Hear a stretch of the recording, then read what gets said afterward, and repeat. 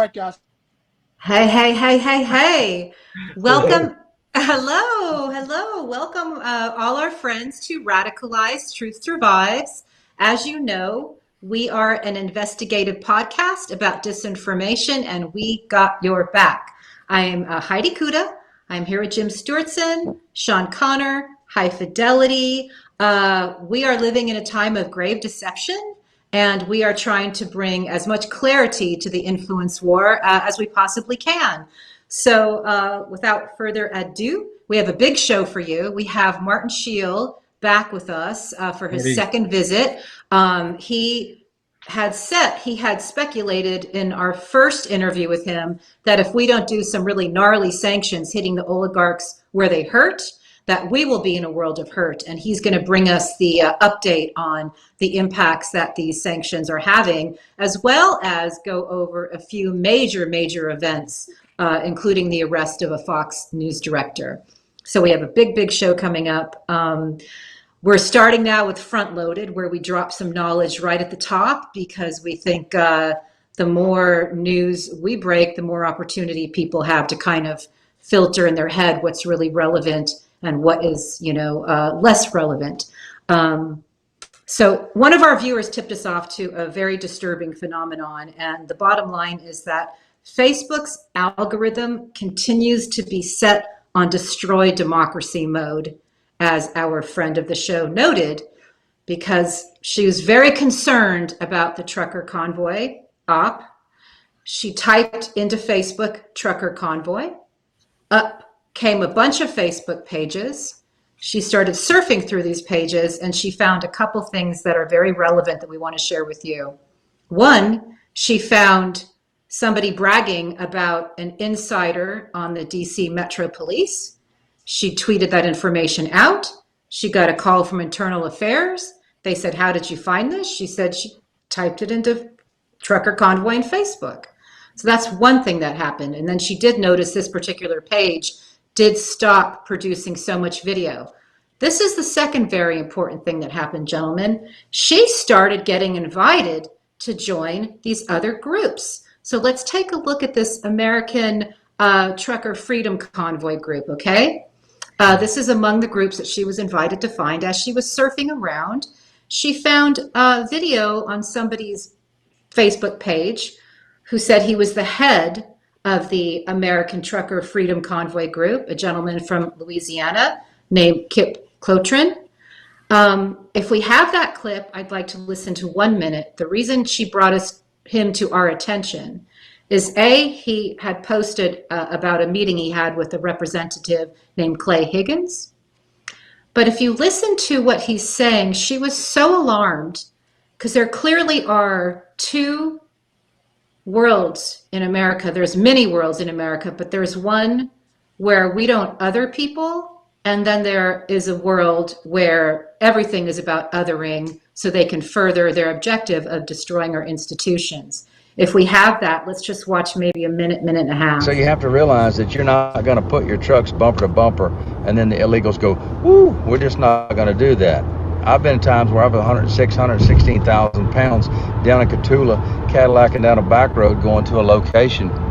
You good? I don't want to mess you up with your mirror. And next thing you know, you ain't fixing to just slam on the brakes and you're rolling 70, 75 out there because it's open country. And the very next thing you know, a damn illegal run out right in front of your truck. Almost clipped one day like hitting a dog. And he scared me so bad that I reared down on the train horn, and I guess when the pressure wave blew him out the other side of my truck without me hitting him, he was airborne and had his hands in the air doing this. It ain't gonna work. So what it is, it's entertaining talk. There were some ideas discussed today about the border wall. Obviously, we don't have to discuss its relevant need. We know we need it. I would like to cut it there. I'd like to cut it there because there's a couple things, and then I'm going to bring you guys in. He's using words that we don't use here in Southern. I mean, the people that I roll with don't other people like that. We're respectful of human life. We don't just treat people's lack of dignity and label him like that. He goes on to say that he is not a racist person. He goes on to talk about how it's about people taking jobs. He goes on to talk about how he's intending with his own community to build their own wall because of this need. But we all know a lot about how these things work. And the only thing I want to point out, there were two things that were just very alarming for me. One, of course, was his choice of words. The other were the white power Like, symbols in yeah. the chat. Okay. So he met with Clay Higgins. Maybe Jim can tell us a little bit about that particular representative, and then I'd like you guys to comment. I mean, Clay came to my attention just because he was one of the representatives of, in Congress who, posed in front of his Christmas tree with all of his kids. He had a lot of them. I don't remember, maybe 8, something like that. Yeah. And they all had fucking automatic weapons or semi-automatics. Yeah. And Very they're disturbing. in front of the Christmas tree Yeah. with semi-automatic weapons. This is this is what they wanted. They want people like this guy to be radicalized and have their racism and their xenophobia and their hate rationalized.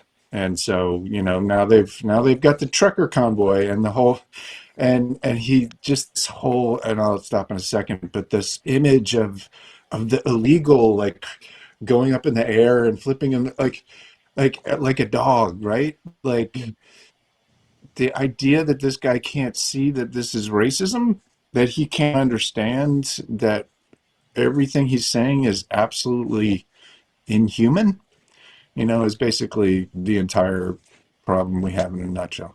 That's right. And he's saying it in like Ralph Lauren couture. He looks really good as he's saying it. He clearly has people cheerleading him. Um, it's very alarming, and we're going to talk more about how we believe that. And the next clip, we'll let Carol Cadwalader say what I want to say in the next clip. Hi-Fi, your thoughts? I can't believe these people still exist. Like, how are they even?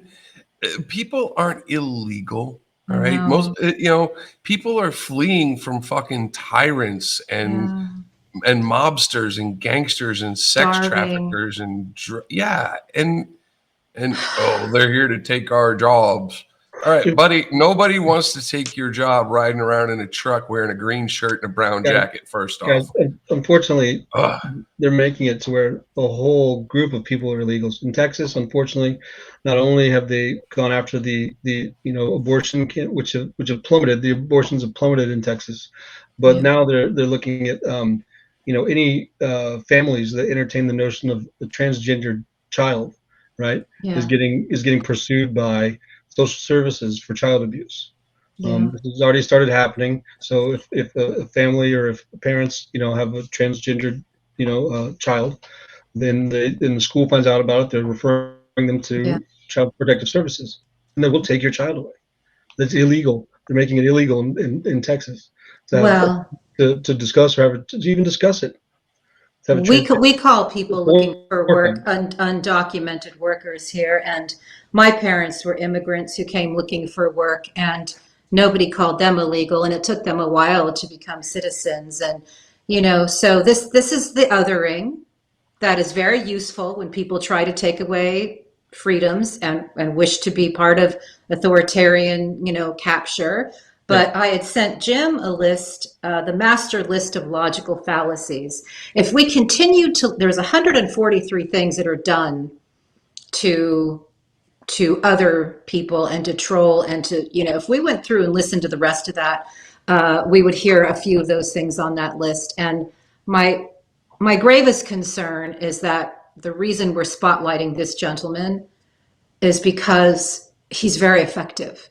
And that is what alarmed my friend who shared this with us. He's there in Louisiana, and he is very, very effective. And so these two conversations, we've talked about civil war. This is how you stoke it and you inflame it. And they are othering people, as Hi-Fi so beautifully described, who are just trying to survive. it made me angry.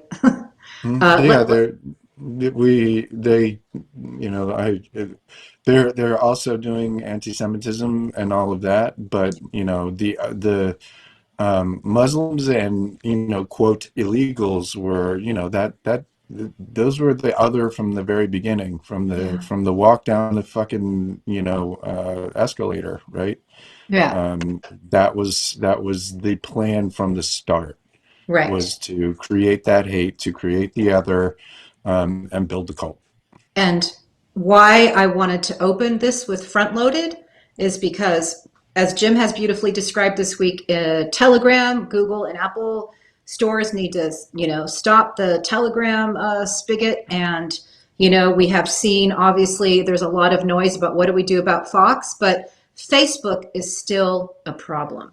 And this all is occurring on Facebook, and the algorithm is encouraging a woman who was researching to join more sites, just as Christopher Boozy was encouraged on Twitter to find more Meghan Markle hate accounts, just as Jim was able to enter QAnon on Twitter 2 years ago because they encouraged him to follow all the accounts. So that is what is happening on Facebook in real time. And I want Carol Cadwalader now, who was just interviewed on Christiane Amanpour's show. This is a minute-long clip. I'd like her to be able to speak for us. She's the great reporter, of course, in the UK that has, really known for breaking down the Cambridge Analytica, Facebook, Bannon Mercer triangulation. 2016. And that investigation became, we broke the Cambridge Analytica and Facebook scandal. But all the way through this reporting, we see this really clear line between Brexit, Trump, and Russia. And there is a triangulation there. There is a straight and clear line through multiple individuals and organizations and via the tech platforms. There you go. All right. And so via the tech platforms. Yeah. So we're going to move on, but Hi-Fi and I wrote a little thread this morning, and it's just basically says Putin's bombs in Ukraine, his capture of elites across the globe, the purchasing of politicians, the trolls and media manipulation, and the irregular warfare we are seeing here at home in the form of civil unrest are all part of the same war. He wants global domination, and we go on to speak on that more, but that's what we're facing. So that is a core reason for doing this show. And with that sobering news, I say we move on to word phrase of the week. Good. All right. Word phrase of the week this week is information environment. Oh my God. Perfect. And what is the information environment?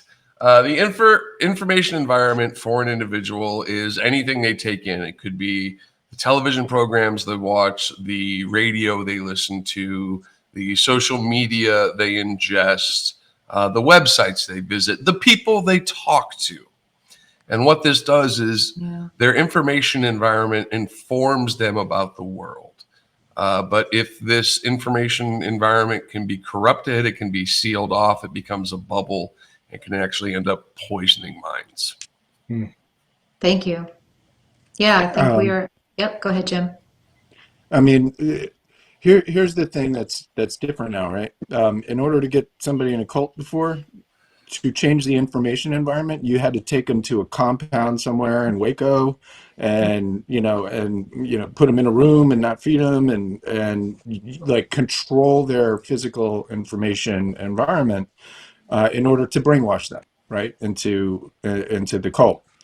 The innovation, as it were, that happened when the internet came is that the information environment can be completely controlled now externally, right? Without having to take you anywhere, because the vast majority of signal that you get is from electronic devices. It's not from the real world anymore. It's not from the physical environment. It used to be that way. They had to lock you in a fucking room. Now they don't. They just need to control what's on the screen of your phone and your computer. Right. That's all I have to do. And And that is the fundamental difference, is that the information environment can now be controlled by bad actors trivially, honestly, and I think because they're allowed to.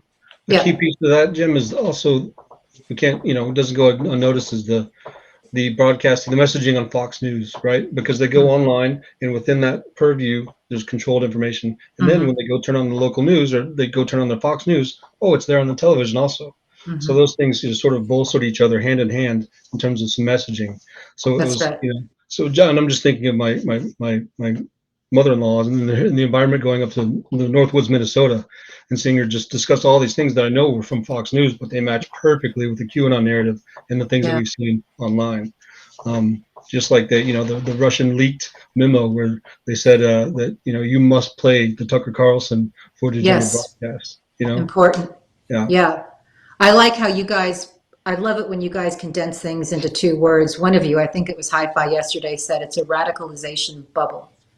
Yeah. And that really gives us something to work with. We're always trying just to simplify it, because if there are viewers here who can reach people who aren't all the way co-opted yet, these are the things that help. So thank you for that. I also want to point out, we often see Sean's art for the first time when we are actually recording the show. And I just want to point out, all those things that you see are coming from Sean Connor, and they're amazing.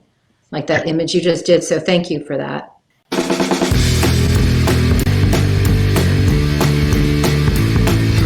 Why does it matter? Why does it matter? Buy high Fidelity. All right. That's right. So our first story this week is African gold. And this story is a combination of stories, really. The first one is that Sudan is looking to bolster its economy through the production of gold. Even though there are sanctions against the Sudanese government because of a coup that took place, and the Sudanese government was also required to deny Russian gold smuggling. However, if you look at their output, their production of gold, it's actually gone down a few percent. You say, it's just a few percent. It's not that much, except that a few percent, that's actually tons of gold. And the other story that relates to this is in Mali, in West Africa, which recently had a coup supported by Wagner, which Russian mercenary troops. Their national output of gold dropped 2.6%. And that is also tons and tons of gold.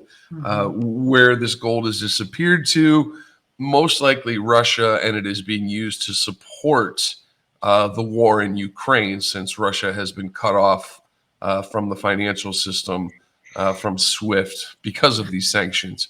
Right. But there's a bigger story, and the bigger story is the reason that countries like Sudan and Mali are producing more gold output over the last few years is because they brought in artisanal gold miners. However, artisanal gold miners, as nice as that sounds, they actually use a lot of mercury and a lot of cyanide to extract the gold in Africa, and they're leaving behind giant ponds called cyanidification ponds, which are ponds poisoned with cyanide, and they're also poisoning groundwater with mercury. So they are killing the environment and the people in Africa to fund the Russian war to kill people in Ukraine. That's why it matters. I need to point out that Africa has been a target for quite some time, right? Especially by one Mr. Eric Prince, who factors into so much of this. Think about it, right? He was over in Mali. He's over in Libya for a very, very long time, and he's also the guy who trains Project Veritas operatives. Like, imagine, it's quite a portfolio if you think about it, right? Indeed. Yeah. And he actually features in another of our stories a little bit later on.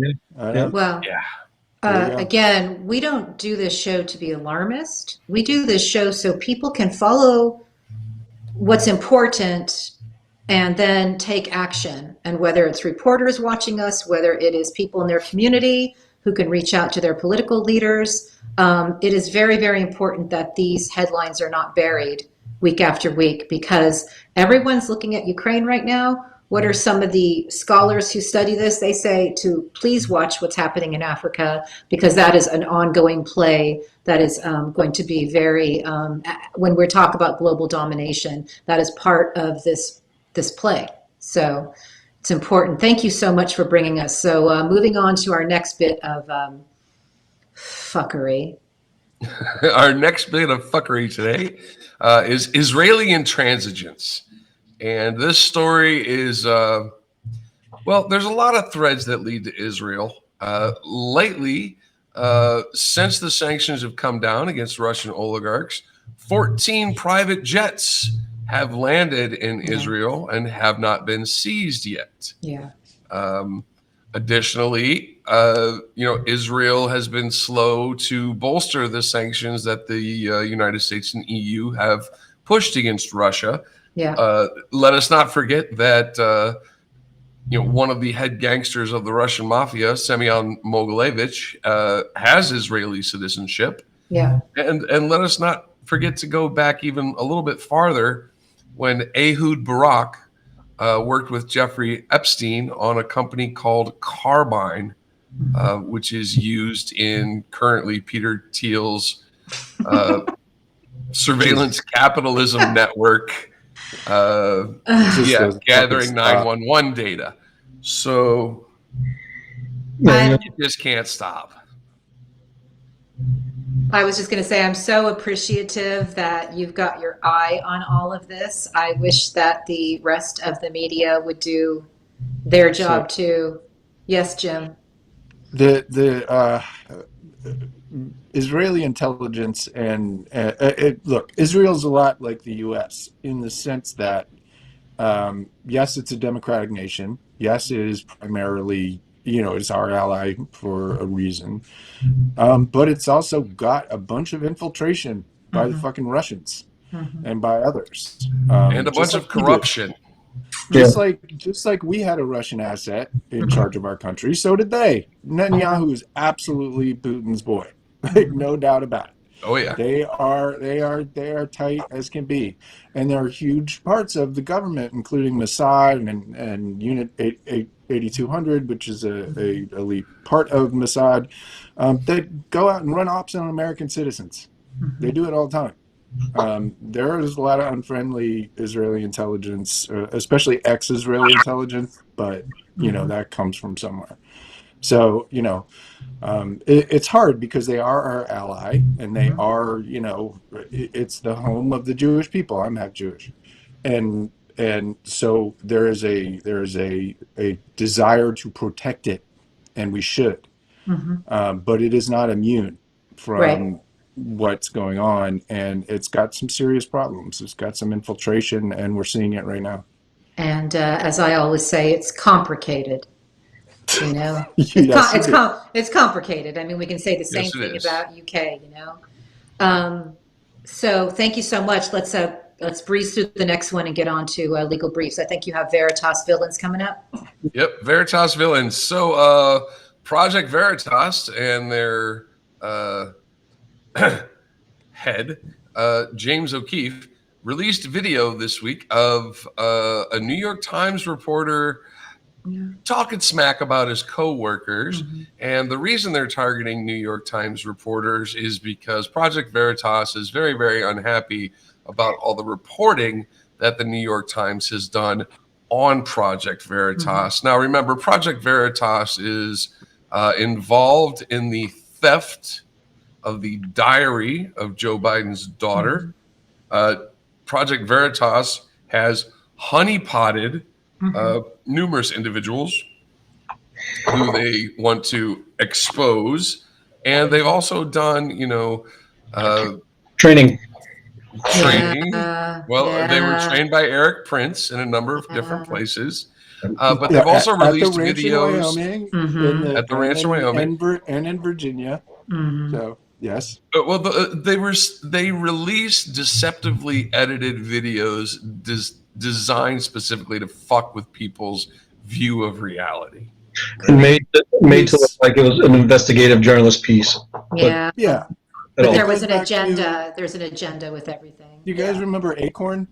Yeah. How could we When forget? they destroyed Acorn, that Yeah. was the proto Project Veritas. Yeah. Literally, it was Breitbart and James O'Keefe and Eric Yeah. Prince, and they fucking they tore down this totally innocent group, and they were like, that was awesome. Let's build a whole machine about it, right? Yeah. And so they did. Right. And 10 years later, it is a fucking monster. I mean, they've got people everywhere. Yeah. They really do. And mostly the the videos are recruitment. It's recruitment, right? Like the journalism part of it is only a small part of it. Mainly it's to enforce the narrative and to punish people who say stuff they don't like.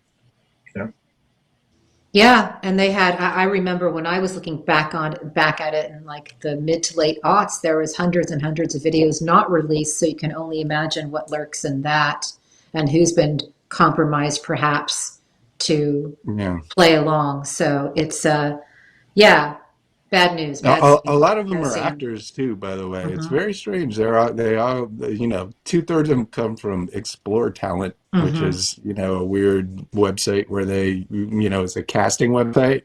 But for some reason, like all these people like showed up on there. It appears to be honestly just basically a shop for an op. Yeah, exactly. A paying was. gig in a world where probably entertainment is a tough nut to crack. Yeah. Acting, you're going to go have dinner with McMaster and see if you can seduce him and get him to cheat on his wife, right? Like that, they did that. Yeah, or you become a congresswoman who is disruptive to get attention and to distract from the good work that might be done in the Biden administration, or you play a part of pretending to be like a hyper, conservative reporter, where prior to this gig, you were a normal chick with normal values. So unfortunately, we may know this is happening, but people are looking at these people on a surface level and they don't know it's a shop for an op. I like that phrase. They don't know. So we're here to do the best we can to expose it, but that was one hell of a news block on some serious malfeasance. Yep. Briefs. Yeah, so these unfortunately these aren't going to be much better, but we've got to talk about Johnson & Johnson's battle that they won to basically split off a separate company called LTL Management that they then declared bankruptcy. So after the 38,000 talcum powder lawsuits that were levied against Johnson & Johnson for causing ovarian cancer, some of the talcum powder had asbestos in it, some didn't. They still caused cancer. In order to pay that settlement, Johnson & Johnson spun off a separate company that then declared bankruptcy. The judge upheld that ruling. First time I think that it has happened. It's going to be chaos if this stands for other mass tort litigation. So basically this says Johnson & Johnson certainly isn't bankrupt. They make billions and billions a year. They made billions this past quarter, but they were allowed to spin off, restructure their organization, and then file all of the liability went toward that one company, LTL Management, and then they declared bankruptcy, driving down the costs of the settlements. And defense attorneys have threatened this for years. Every mass tort that I've been a part of, they've threatened to do this. They just never have. They have now, and it was upheld. And it's going to be frightening if this continues to be upheld. What was even more frightening about this was that in this case, Johnson & Johnson was found to have experimented on African-American prisoners by injecting them with asbestos. which is horrifying. It was during the late 50s and 60s.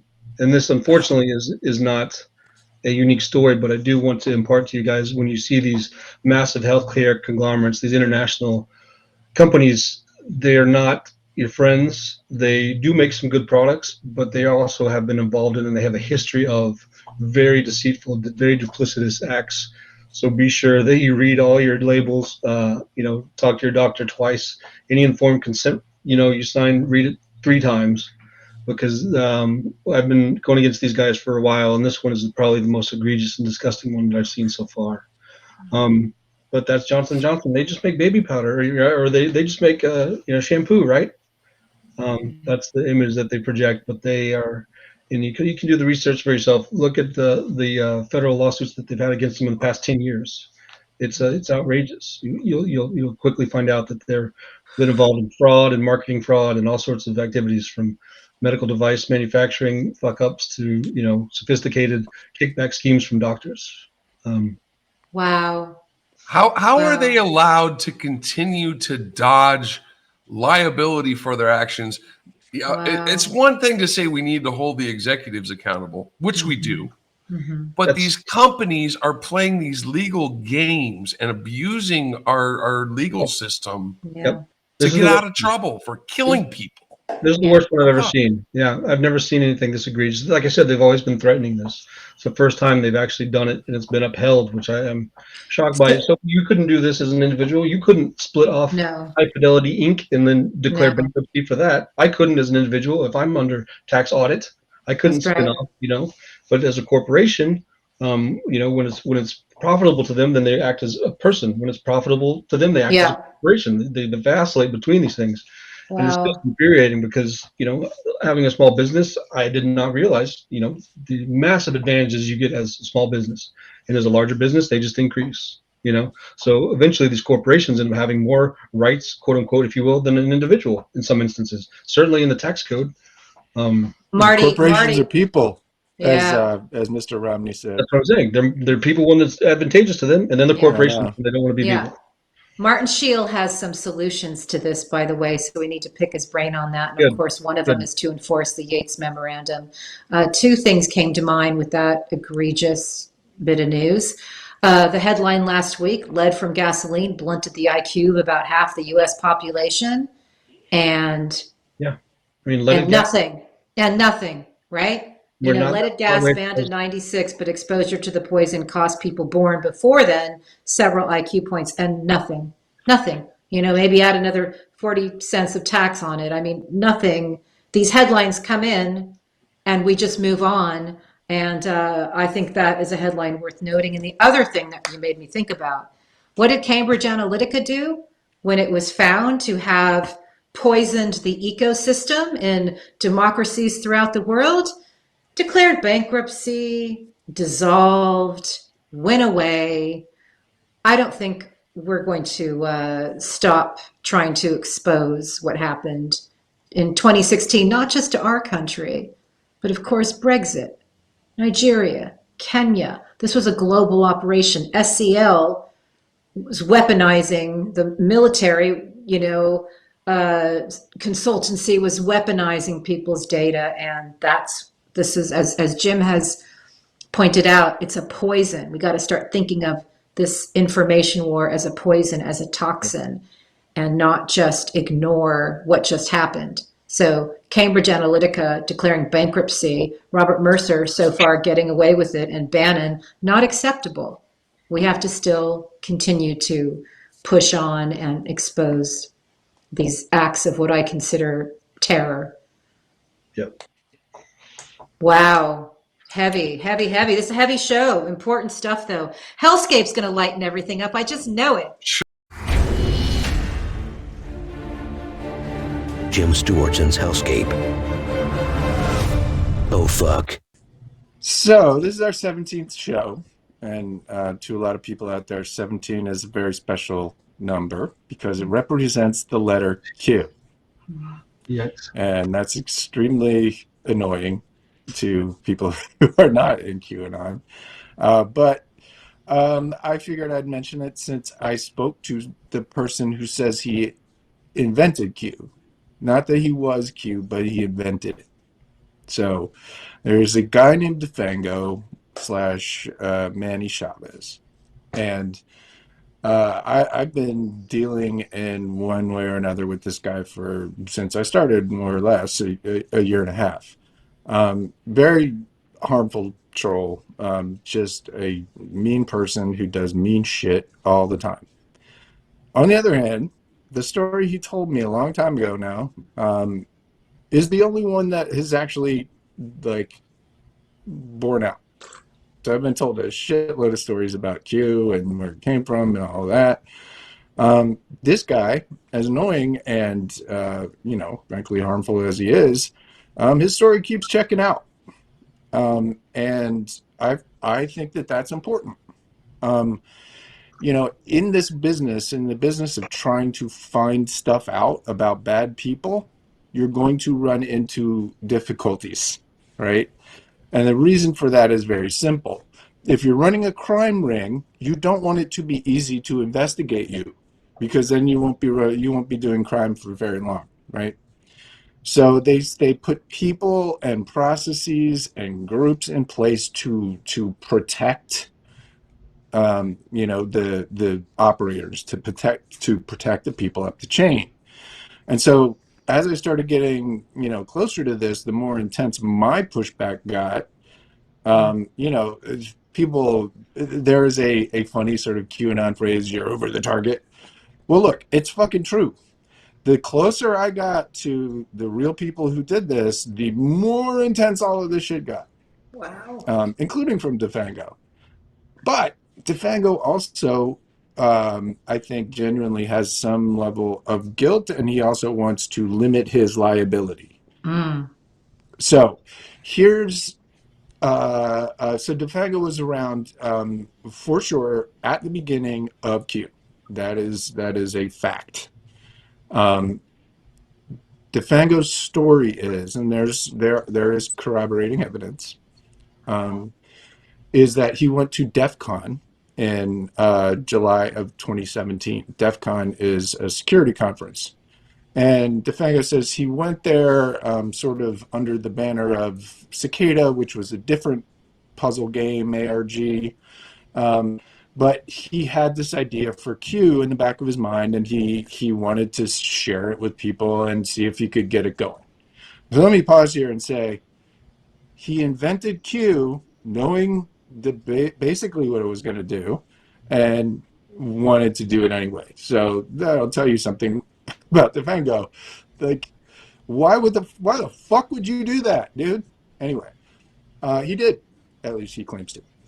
And so he spoke at a specific room at DEF CON, and he says Jack Posobiec was there. And he says after Justin McConney introduced himself to DeFango. And Justin McConney is an important character. He's Trump's Twitter whisperer. So the guy who started in 2011 to build up Donald Trump's social media from, this sort of weird old fuck, tweeting bullshit into his phone into a monster, right? Tens and tens of millions of followers on everything. That was Justin McConney who did that, previous to 2016. Important. So Justin McConney's dad is the fucking vice president of Trump Organization. He's the controller. He's the main finance guy. He's the money guy. Okay. So you got fucking Jeffrey McConney and his kid running the money, and you've got his kid running the fucking social media and turned into psyops. So Justin McConney introduced himself to DeFango, and he introduced himself, and this is important, as a member of MAGA 3X, not as a member of the Trump administration. He didn't introduce him, in DeFango's words, as a Fed. He introduced himself as a member of MAGA 3X. And as anyone who's followed me knows, I keep telling you, that's who started Q. Yeah. Right. And so Justin McConney then apparently, according to DeFango, walked around for the evening with him and met other people and yada yada, and talked about Q, talked about this idea. And then DeFango says he dumped him at a concert somewhere. And then a week later, and this is important, this is the news to me. A week later, he says that Justin McConney called him back. A Trump administration official called DeFango, this fucking troll, and said, hey, let's do that thing, that LARP you were talking about that's going to psyop the shit out of America. Let's do that thing, right? So just fucking pause there.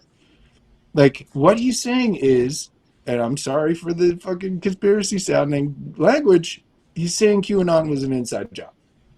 He's saying the fucking Trump administration or members thereof on purpose started Q. That McConney called DeFango and said, hey, I got a server. It's all set up. I'm with this other guy named Droog, who we'll talk about at a different time. Come to my server and let's start this Q thing. And he did. And that's where it fucking started. And you know, why should I believe this guy? Why would anyone believe this fucking guy? Well, the reason is because the stuff he says, like, I keep believing it's not true. I keep wanting it not to be true because I don't want this guy to fucking know anything because he's an asshole. But the fact is that everything, or not everything, a lot of what he says turns out to be true. So let's play this clip real quick with that background. Sorry for the lengthy. Or there was one. Let me be clear about this. So Justin called you back a week later after DEF CON. Yeah, it was after DEF CON. Let's do it, right? And he was like, let's do it. And it's funny because when you look at what happened with McConney. I got to pause here. Hold on. This is important, right? Because here's what you're saying. Here's the claim, and I want to just make this clear. And I'm not doubting you or endorsing it, but you're saying something really important, which is you had this idea for the Q LARP, right? Yes. And you met fucking Trump's Twitter whisperer, like Justin McConney. Yep. The Twitter, like the guy who's been with Trump for 10 fucking years and grew his entire social media. And got fired by Trump that same month. It was the last month that he like. I thought he left in March of 2018. No, it was in November of 2017. He was out. Oh, so it's like in September we were talking about. But hold on, but it's important though, because what this means is the fucking Trump administration started or co-created Q, right? Yeah, in a small way. Yes, like under the aegis of MAGA 3X, which is fucking Flynn and Peter Thiel's thing. Exactly. So it's really important what you're saying. It's an important claim that the guy from the Trump administration called you back and was like, cool, let's do this fucking 4chan LARP. So now please continue. I apologize, but I just think it's an important moment to capture.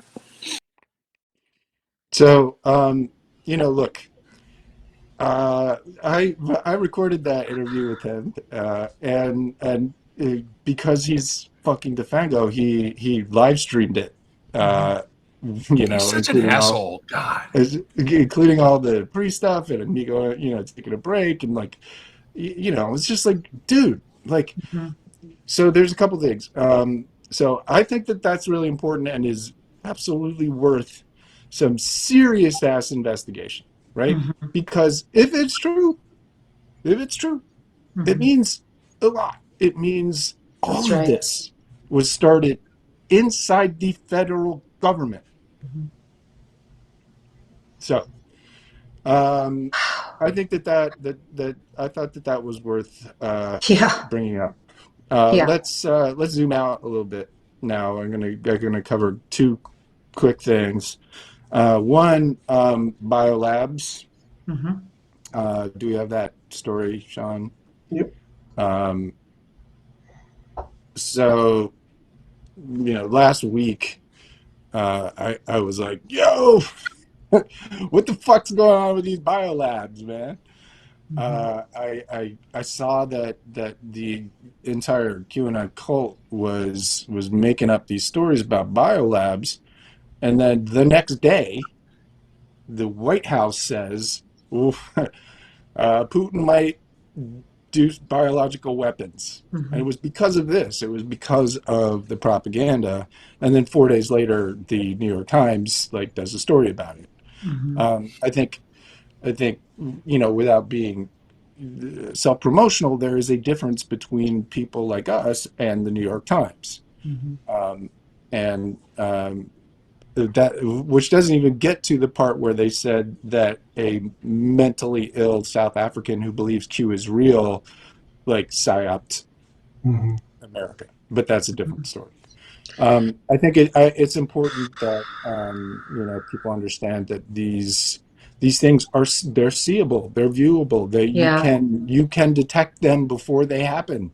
Right. And I'm grateful that the government is finally starting to do some of that fighting back.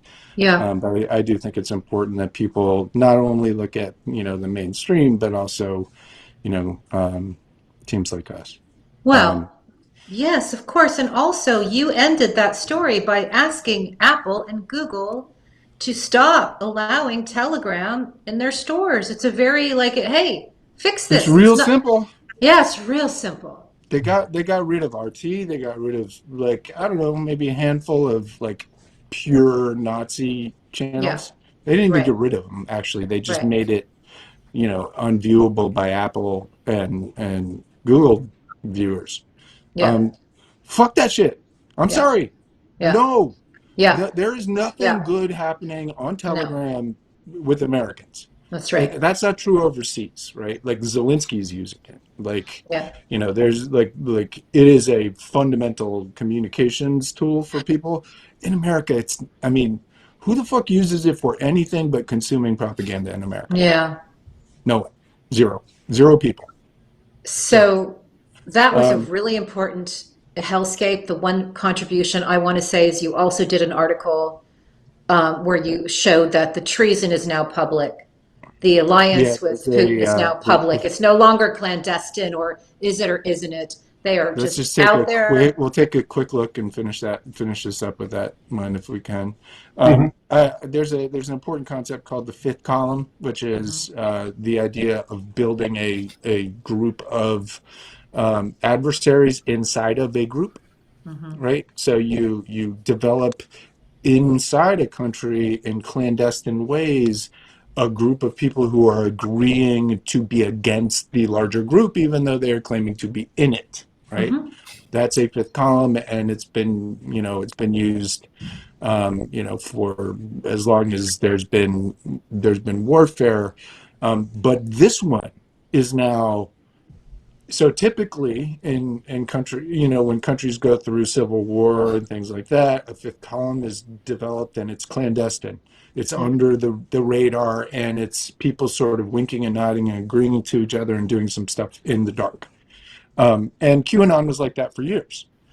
It was always this. It was always this. It was always a fifth column. They said it themselves. But now the clandestine part of the operation is over. Right. Flynn is just straight up trashing Zelensky, pushing Putin at every possible way, trashing our government, trashing our everything about America. That man hates America more than anything else.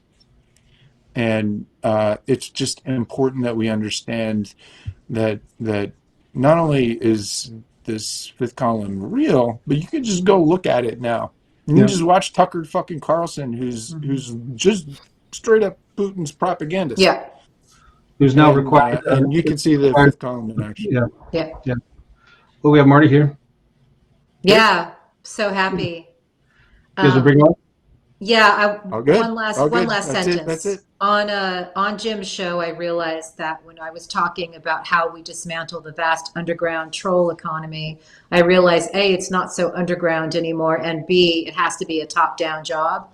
We have to start with the tech execs at the top who are really the king trolls of all this. So that's just the button I want to do on all of this. I just want to button up the last thing by saying this has to be a top-down job. So hopefully we can actually move on. And one way to do it is to follow the money, which brings us to our Marty. Hey, Heidi. Martin So glad to have you back. Sheil. Are you wearing How a y'all jersey? Cubs. Yay! Cubs, buddy. All right. Opening All right. day, spring training today. Got to represent. Oh, that's delightful. That's so good. We needed you like just this. I got my happy baseball here. I'm in a happy place now. We'll have a public service announcement a little later.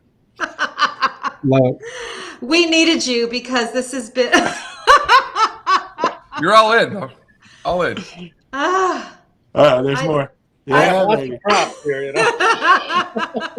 Oh my gosh, I really hope our viewers stay with us until Martin Sheil shows up, because we have had a very somber opening because there's a lot of somber news. However, now we are going to get to the really fun stuff where we get to follow the money with our friend who is a retired IRS criminal investigator. He likes following the money. Just to remind everybody, it's guys like him that managed to follow Al Capone, which ultimately led to his demise, his exposure, demise, and incarceration. And so we are really seeing some action where when you were here just a couple months ago, you were suggesting what we need to do in order to back Putin into a corner. Now we're doing a lot of that, but I so want to start with your assessment of what you think about the arrest of Jack Hannick, former Fox News director, who moved to Russia to build a pro-Putin media empire with a sanctioned oligarch dating back to 2014 sanctions. First arrest that occurred under those sanctions, and tell us what you think it could possibly mean. I'd be happy to, Heidi. First, thanks for having me on. It's always a joy and a pleasure to work with you all. Just one minor correction in that preamble. I personally did not put Al Capone in jail. That occurred about 100 years ago, and I am an old fart, but not quite that old, okay? I said guys like you. But the point remains, so it was Treasury agents that got Al Capone, and they got him on tax evasion by following the money. And they, dried up all his rackets, took all his money, and threw him in prison. And that is the best way to go after a racketeer, whether it's someone running organized crime rackets or someone who runs a mafia state like Mr. Putin. Go after his money, sever him from his money, and that's hitting him in the wallet. That's where it hurts. But to get to your question, Jack Hannick is a fascinating individual. The guy he works with, subordinate to Konstantin Malofeev, is another fascinating guy. But you're right. When I break things down, I follow the money. And Mr. Hannick and Mr. Malofeev were indicted a month or two ago for sanctions evasion. And Jack was also indicted for lying to the FBI, making false statements to the FBI. Right. Just to get the technical stuff out of the way, you need to break this down for context purposes in terms of where this might go. The charges that Jack Hannick is facing has to do with IEPA. That's the acronym for the International Economic Powers Act, something like that. And the totality of the charges based on IEPA is he's looking at an exposure, a prison exposure, this is how they talk, of a statutory maximum of 20 years. Now, the second charge, or basic charge, is the lying to the FBI or making false statements to the FBI. That has a statutory maximum of 5 years. Now, that all sounds like a lot, But what happens when you go through the process is there's something called the federal sentencing guidelines, that there's a calculation that's done based on damages, based on acceptance of responsibility or past malfeasance or whatever. So there's upward departures and downward departures. And the judge and the U.S. Marshals get together and they do this calculation and they come up with basically how many months to serve. You know, hardly anybody does the statutory maximum, right? So let's take that 20 years and the 5 years off the board and start talking in terms of what kind of months we're looking at, or Jack and his attorneys would be looking at. And the IEPA charge, the sanction charge, he's looking at probably several years to serve, okay? I don't want to say an exact amount because I don't know all the, the upward and downward departure factoids, so I can't really say. But that's important because remember, Jack is 71 years old. You look at 3, 4, 5 years in jail at this point in your life, and he's such a family man. Remember, Yeah. he is a member of the International World Congress of Families. Yeah. So, to be severed from his family for any length of time, particularly at his age, is a lot to contemplate. So then you look at the second charge, the lying to the FBI or the making of false statements, Title 18,001. Use that charge many a time.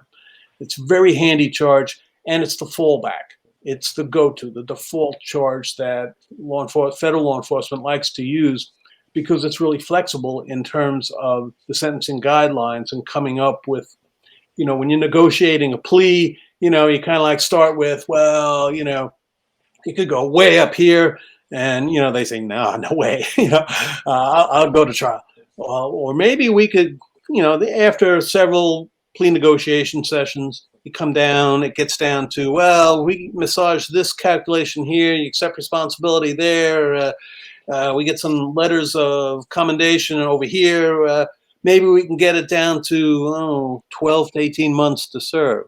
How would that go? And it's going to be something like that. Maybe it'll be 15, something like that. And that may be much more palatable than the alternative charge of, 4 or 5 years to serve when you're 71 years old and tight with your family. So that's what you're balancing here. Now, if he decides to cooperate, and become state's witness, who could he possibly give us? What could he give us? And that's a multi-million-dollar question. I don't really have an answer, except you have to go into the FBI investigation. What were they looking at getting when they first opened the investigation? And we can't just discount Malofiev. He's like one of the chief propagandists of Putin. He started up this Segorod television station, which is the major propaganda channel in Russia. And Hanek has helped him every step of the way. They set up the same kind of thing in Greece and also in Bulgaria. So they're spreading propaganda out there. And so the other thing you want to look at with Malofiev is he is financing or provided a lot of financing to the two guys in charge of the two separatist provinces in Ukraine, in Donbass. So now Malofiev, I happen to know, also has many offshore shell companies. He also made his first millions with opening up an investment firm. That also has offshore connections. Yeah. So, all right, following the money, is that Malofiev's own money that's going to Donbass to those separatist leaders? I kind of doubt it. When you look behind the money that goes into setting up all these television stations in Russia, I mean, they are first class. If you ever watched any of their shows, first class production, studios are beautiful. The graphics, the music, everything first class. If they didn't speak Russian, you would think that you were watching Fox TV, okay? Literally. So they put a lot of money into it because it's important to him. It's important to Putin that the masses believe in his propaganda, in his disinformation, in that, they went into Ukraine to rescue, at the request of the leaders of Donbass, to rescue the Russians who were being annihilated by the bad Ukrainians, and the people out in the middle of Russia, out in the rural areas, the country, just like the people out in the rural areas and the country in this country, believe everything they hear on TV. And most people, and they just eat it right up. I just saw, just not sorry to interrupt, but there was an interview with a Ukrainian who was being bombed in Kyiv, and his father in Russia would not believe him. Did not believe his own son. CNN, right? Yeah, I saw that. Did not believe his own son when his son told him he was being bombed by Vladimir Putin. Yeah, I believe it. Before Marty gets to the punchline, because I know he's leading up to one, I just want to point out that knowing as much as I know about the backstory, he just casts so much shade on Hanek. I'm just saying, you just cast some serious subliminal shade. Okay. Okay, well, let me be more direct here. Let me talk about who I believe to be the one subsidizing Malofeev and Henrik in Russia. And it's a guy who's known in Russia as the Russian Rupert Murdoch. Okay. He runs the Bank of Russia. His name is Yuri Kovalchuk. He's a longtime buddy. Well, he's besties with Putin. They go back to the St. Petersburg days. Bank Russia was just a tiny, dinky little bank, and so they were just struggling to get along when Putin became the deputy mayor of St. Petersburg and started throwing municipal monies into that bank to hold and deposit and to, invest and loan out, whatever. Putin moves up the ranks, becomes head of FSB. Bank Russia now starts financing a lot of the KGB intelligence activities overseas and everywhere else. They have a bunch of money in Bank Russia. Bank Russia is growing by leaps and bounds. Putin becomes president, premier. Bank Russia really becomes big. Putin throws much more money into Bank Russia. Now, what Putin also did was he diverted funds from Gazprom into Bank Russia. So at the early stages of Gazprom, when Putin took over, Gazprom, oh, by the way, Fortune magazine nominated Gazprom as the #1 most corrupt large company in the world. And wow. Several years running. But congratulations, I guess. Golf clap. Gazprom is known in Russia as Russia's main artery. That's where the money is. Russia is a petro state, and Gazprom and Rosneft are the two petro companies that generate the vast majority of the gross national product of Russia. Anyway, so Bank Russia is now banking all of Gazprom's revenues. So they become enormous. And Kovalchuk becomes even tighter with Putin. But Putin wants his pound of flesh. He says, okay, Yuri, I need some things from you. I'm making you a rich man, just as he did with the other oligarchs. And Yuri never did become a kleptocrat. He stayed there in St. Petersburg, and he vacations with Putin. They go to the various palaces of Putin, and they go overseas. They go on yachts. We'll get to yachts later. Yeah. I got yachts on the list. I know you're looking for that. But Putin says, hey, Yuri, I need some things from you. Main thing to me, I want the media controlled. I want, really first-class television, and I want the message going out. I want to be able to control that message. So I need for you to subsidize. Here's my list of people for you to subsidize. And Mr. Malofeev was at the top of that list. And why? Because Malofeev and Putin are another couple of besties, very tight because of their belief and support in Russian Orthodox religion. Yes. And which is, very family oriented, but also has a lot of negatives going for it in that they're anti-abortion, anti-gay, anti-immigrant. All the antis. Just like evangelicals in the middle of our. That's the intersection. Let me make one introduction. So there's a part of, it's supposed to be a semi-autonomous part called ROKOR, which is Russian Orthodox Church outside Russia. Okay. And that organization is basically, in my view, a neo-Nazi training camp. It's got like it has one cemetery in Mohawk, New York, and all the neo-Nazis go there. It's amazing. Like you go to Telegram and see these neo-Nazis, and a lot of them are ROKOR. And I find that extremely disturbing and interesting. I believe it. Well, that sounds just like Putin. He just projects. He says, "Well, we're going into Ukraine to denazify it." And, right? He's projecting. Right. Right. So anyway, this guy Kowalczyk, he supports television station number 1, which is the biggest station in Russia, but also Malofiev. So he's providing all sorts of money. Okay, so I would like to know, how that money gets into Malofiev's back pocket, and I'd also like to know, in the indictment they talked about the compensation that Hanek was getting from Malofiev, and they actually named banks. A Russian bank was sending money, wire transferring money to Hanek's bank account in New York. Well, I'd like to know the name of that bank in New York, and I'd like to know the ultimate disposition of those funds. Is it just Hanek paying his mortgage and his rent and his credit card bills, his monthly bills, just like we all have to do? Or was he then distributing monies from that account to political action committees, to politicians, to campaigns, to dark money groups?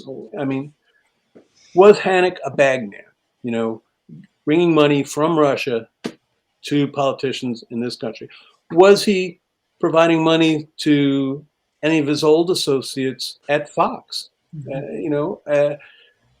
or affiliates? And the other thing is, was he a bagman from Fox to Russia, or from anyone, politicians from here to there?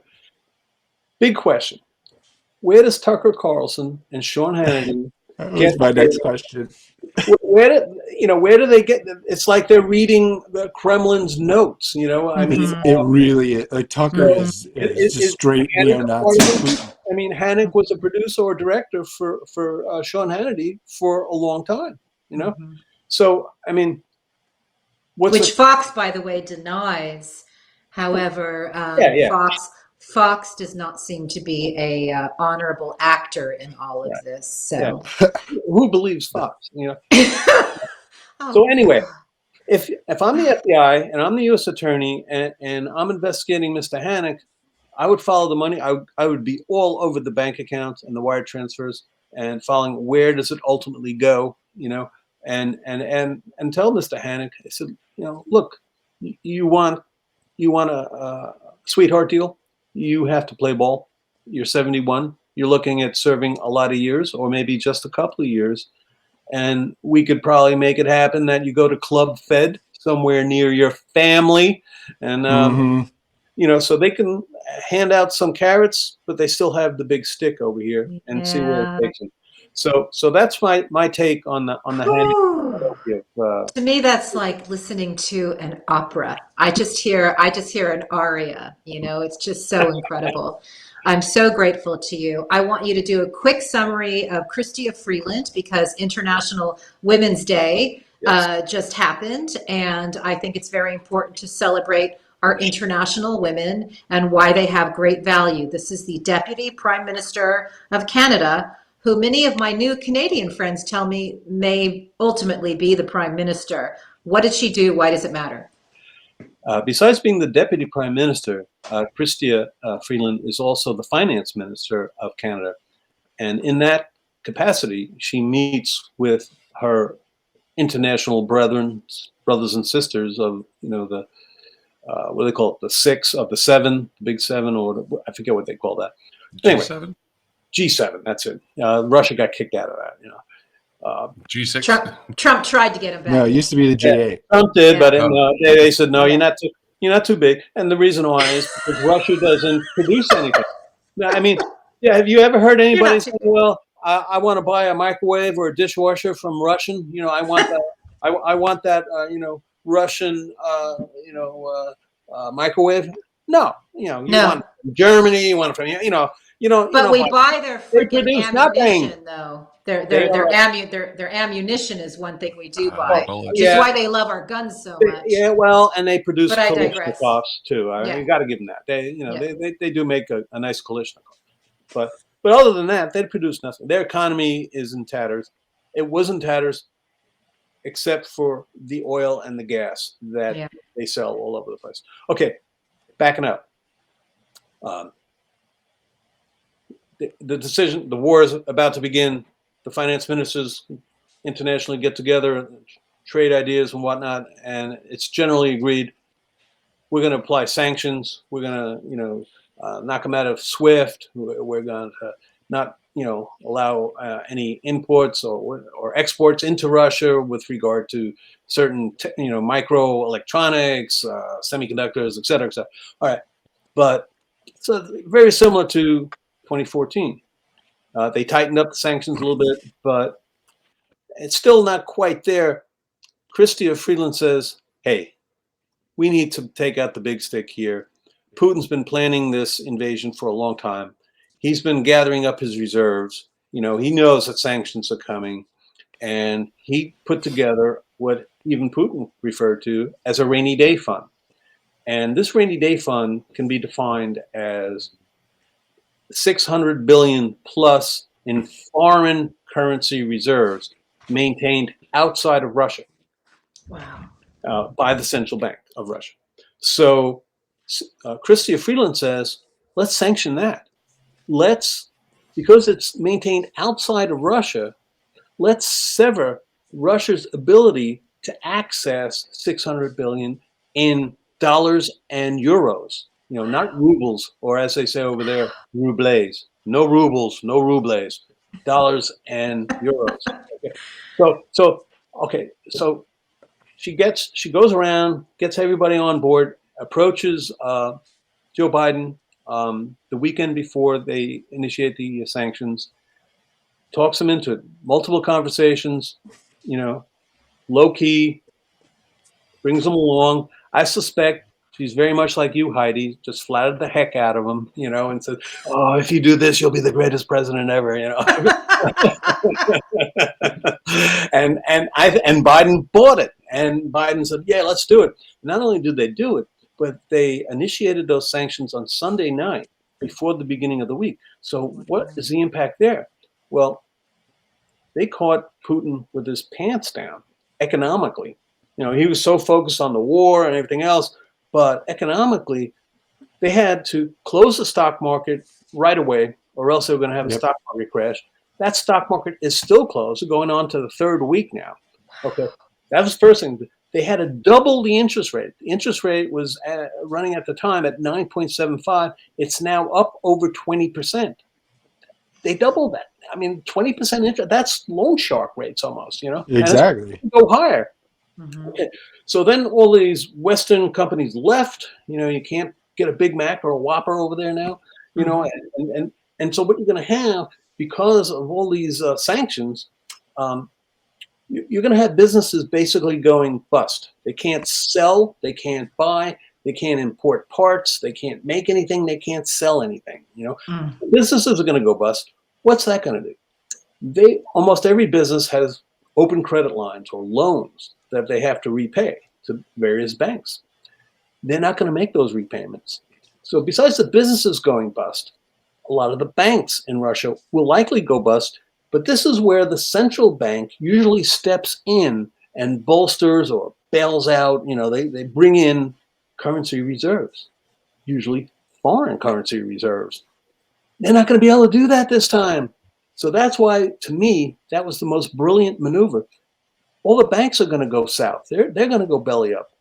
the central bank is going to have a hard time repaying sovereign debt. They're going to lose all their debt ratings. No one in the Western world is going to invest in Russia. Mm-hmm. No one. So will the Chinese step in? Will the Indians step in? I don't know that they can, because they don't want to risk sanctions either. So you're looking at an economic hit on the level, depression level. Okay, this is going to be like a depression era in our country in early 1930s.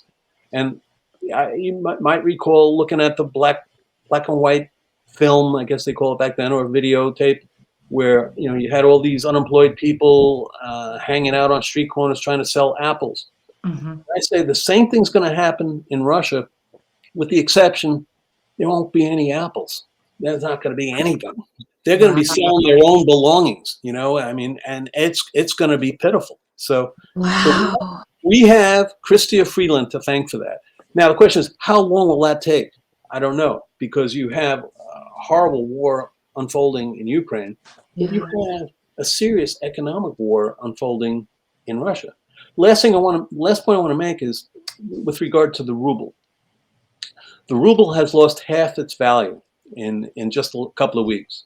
A single ruble now is worth less than a single American penny, and it's going to go down from there. Lenin said, a long time back in his heyday, 100 years ago, said, the fastest way, the quickest way to demolish another country's economy is, and here's the famous part, is to debauch the currency. And everybody said, it's just Lenin, just that old commie, what does he know? Well, John Maynard Keynes, maybe the greatest economist ever, Nobel Prize winning a couple of times, he adopted Lenin's sentence. He says, Lenin's right. The fastest way to debauch, to destroy another country's economy is to debauch the currency. Well, you look at what's happening to the ruble right now. It's plummeting in value, and there's no alternative because the foreign currency reserves are all overseas and unavailable to the central bank. So they're going to have a big nothing over there. They're going to be eating dirt. I mean, it's going to be that bad. Now, how quickly will that happen? No one knows, because we've never had this scenario before. Wow. So that's my take on Miss Freeland. What's your next question? Oh my God, I've got like 4 or 5, but I just want to let that sink in for a second. We talked about on our show recently how in 1998, online Russian people, pro-democracy, pro-liberal, government, and then 2000 Russian state operatives came online and moved everybody toward totalitarianism. So they have been sealing off their information borders and cyber borders for some time. So it's going to be very interesting to see how this plays out also psychologically. I have like 3 or 4 things I want to get to, Hi-Fi, and we only got about another 7 or 8 minutes. Can you just ask your question, and then I want to knock out a few of mine. All right. So one of the banks that pops up in my network maps of nefarious deeds is Deutsche Bank. And Deutsche Bank, well, tell us your opinion about what just happened with Deutsche Bank. Okay. I will in a second. I just wanted to, you made a reference there, Heidi, that I just wanted to address, because I don't know if you got the news. Late breaking news today was, Fox News is reporting that Putin has fired his number 1 and number 2 guys in the FSB. Yeah. I don't know if you heard that. No. Oh, wow. Yeah, no. I knew he fired some generals, but wow. That's terrifying. Not only did he fire him, he arrested. They're under house arrest. Holy shit! And now Fox is speculating, I think, by saying that Putin was felt let down by the intelligence that he was getting from the FSB, because he thought he was going to be able to just roll over Ukraine, and that didn't happen. The Ukrainians are fighting like heck. And the other thing, to your point, Heidi, is Putin was very disappointed that the FSB did not control the technology available in Ukraine that allowed all these pictures and video and film of the atrocities that the Russians are perpetrating over there, the bombing of hospitals and cancer wards and maternity wards and old people and stuff. That's gotten out all over, and everybody knows it. Yeah. Putin isn't controlling the message, as you were just talking. It was so important to him, but he's not able to do that. FSB was supposed to do that, and they didn't. So he's now arresting his top-level people. So I just want to make that quick. That's so huge. That feels very different than he's just disappointed. Honestly, that feels like maybe the FSB was like, dude, what's going on here a little bit. Well, that also, this is Fox's speculation as to of course.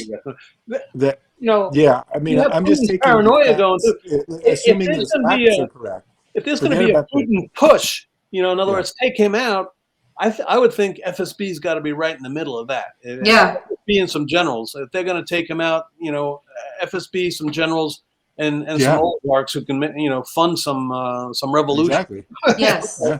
So I don't know. It could be that too. But I have no idea. But it doesn't feel like disappointment to me. It doesn't feel like I'm feeling good about I'm sorry you didn't manage to. These are acts of war, and so how do we?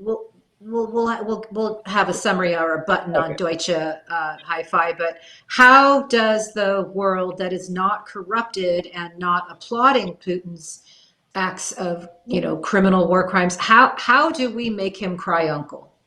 What do we do? The people have to rise up. When you see, I'm sure you've seen the videotape of the young folks protesting in Moscow and getting dragged away. Yeah. But Putin still, the polls show, he still has the majority support of the people overall, particularly out in the middle of the country, out in the rural parts. When you start to see in the protests, the little old ladies, babushkas, when the babushkas start marching, that's when I think Putin can start thinking the curtain's going to come down on this, and that everyone's going to see he's an emperor with no clothes. Okay. Well, hey, Marty. Real quick talk about Deutsche Bank. Yeah. Okay. Deutsche Bank, by the way, they said they were going to stay in Russia. Yeah. Well, Friday they announced that they're getting out. Okay. But it was like in the same 24-hour period. In the same 24-hour period. But I wanted to talk a little bit about this kleptocrat capture task force. Yes. One of the main people I hope the task force goes after is a guy by the name of Yuri Soloviev.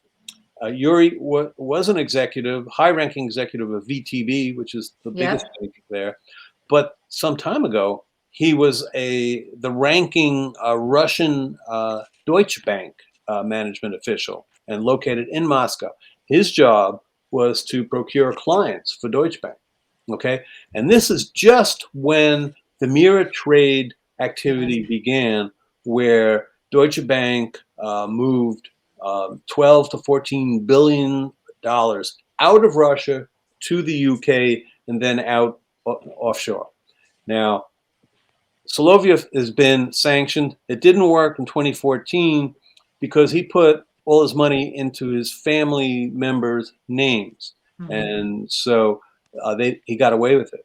And the new sanctions have tightened it up. They're going to cover all the shell companies, but all family members too. But the interesting thing about Soloviev was he put his money into his mother-in-law's name.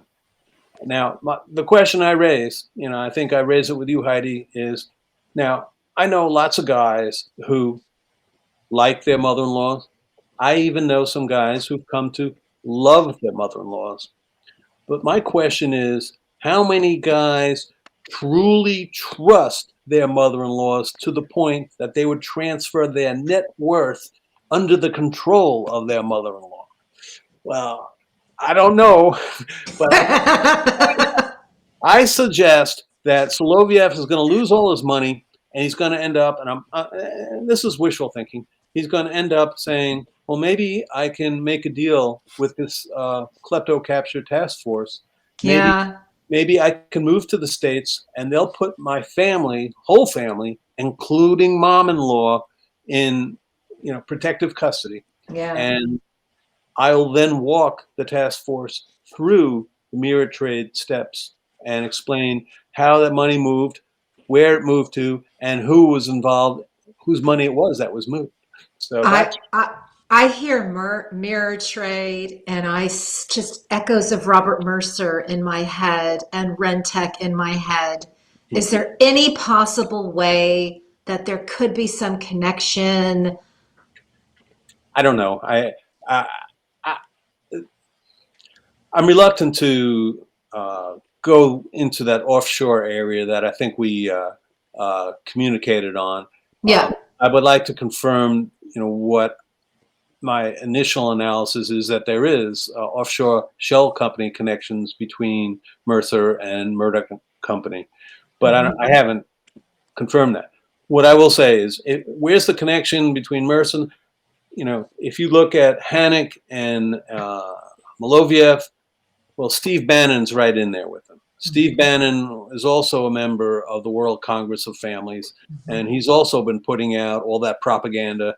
And he was funded by Mercer for a long time. Cambridge Analytica, Breitbart. It was Bannon, a bagman for Mercer, to Hanek and Maloviev. Who knows? Did go back the other way too. Since Mercer's company, he ran a hedge fund that invested heavily in Russian companies, and he had these Russian programmers who were supposed to know all this math and develop all these algorithms to do high-speed trades, and do thousands of transactions in nanoseconds and stuff like that. And I'm sure they were very good at what they did because they made an awful lot of money. But they were always doing investments with regard to Russian companies. So, I mean, where did he get the information? Did he get inside information, and from where, to do these transactions? I would love for someone to provide some information. Maybe Hanek has some insight on that. I don't know. But I don't want to go any further on Mercer. Sure. That's very interesting. Will that DOJ oligarch task force looking at Russian money laundering perhaps give those of us who've made this our life's work for the last 6 years hope that we may be able to track some of our domestic actors in this? Here's the thing. One person I want to mention is Oleg Deripaska. We've probably all heard of him going back to the Manafort days. He was Manafort was on Deripaska's payroll, and Deripaska's tight with Putin and all that. And well, Deripaska invested in a business in Kentucky, the great state of Kentucky, and he did it at the bidding and at the support of Mitch McConnell, who was pasted with the moniker, Moscow Mitch after that. I want to see just how hard the klepto capture task force is going to pursue Deripaska's business interests in the great state of Kentucky. That'll tell me if this task force is for real. Okay. And if they go after Deripaska and they do it successfully, God bless them. Then now I have some hope, that we actually have a Department of Justice that's doing their job, and maybe they'll go after Deutsche Bank. Maybe, the task force in their mission statement says that they're also supposed to be going after those who enabled and facilitated the movement of all this money laundering and movement of all this money and investments. Well, when you talk about enablers in the financial world, you're talking about bankers, you're talking about lawyers, you're talking about accountants. Yeah. There are some major law firms involved. Baker McKinsey this is the biggest law firm in the world based on number of attorneys. And they got a huge office in Moscow, which, by the way, they just departed this past week. So, and then you got these giant accounting firms, Ernst & Young, Price Waterhouse, Deloitte. If you look at the shell company formations down in the Caribbean, they're all over that. They're right in the middle of that, So if the task force goes after these enablers for the Russian oligarchs and the Russian elite, and they have some success, will they finally turn around like a big ocean liner and come after the American elite, the American oligarchs, and start leveling the playing field between the haves and the have-nots in this country financially? That's the question I have. There you go. Wow. Baby, take a bow. I mean, Public service announcement. Happy time. Support your Little League. Hit a home run. Little League coach for 15 years. All right. oh, that's amazing. Oh, so Marty, you're going to come back, right? Because we want to talk about yachts and we want to talk about Give, Set, Go, and we want to talk about all these things. But I think this is enough for people to digest for one episode. That was fantastic. Thank you so much. You're welcome. Wow. Thank you. So glad to have you here, man. You're Thanks the best. He doesn't know this, but I refer to him as RadPod's financial reporter because, God, can we just let that sink in for a second? Like, Nope. Wow. Yeah. Wow. I don't understand how people can't look at all of the shady shit that Deutsche Bank has been involved in and not go, somebody needs to tear that place apart because they are fucked up. Well, the tentacles. This is rooted. This is just like the information war, the financial corruption is rooted so deep. Oh my God. I've been dog sitting all day. I didn't know. He just came in just now. His timing is impeccable, you know? We had to show that dog. What's his name, Marty? Quincy. Oh, Quincy. Hi, Quincy. I used to run the forensic lab for the Treasury Department, and some of the agents started calling me Quincy after the show, you know? Yeah. Right. Yeah. But yeah. No, just remember that Deutsche Bank, in the last administration, you know, the president owed Deutsche Bank over $350 million. So the Department of Justice did start an investigation into the mirror trades. Somehow that never went anywhere. I wonder why. Oh, no. Wow. See you, Quincy. Bye, Marty. Oh my God, he is just too much. You guys know I'm a CPA groupie. You know what I mean? I'm the taxman groupie. I learned so much because I am not a mathematician. I am not a mathematician, so I defer to the mathematicians. Thank God. Wow, you guys. Wow, our show is amazing. So is this it, Connor? Is this it? Yeah. We'll see you guys. Yeah. Okay. All right. We'll see. Yeah. See you at RadPod and Chill. And how nice that we started so somber and we got to end with Marty and his baseball and his bug. I guess. Till next time.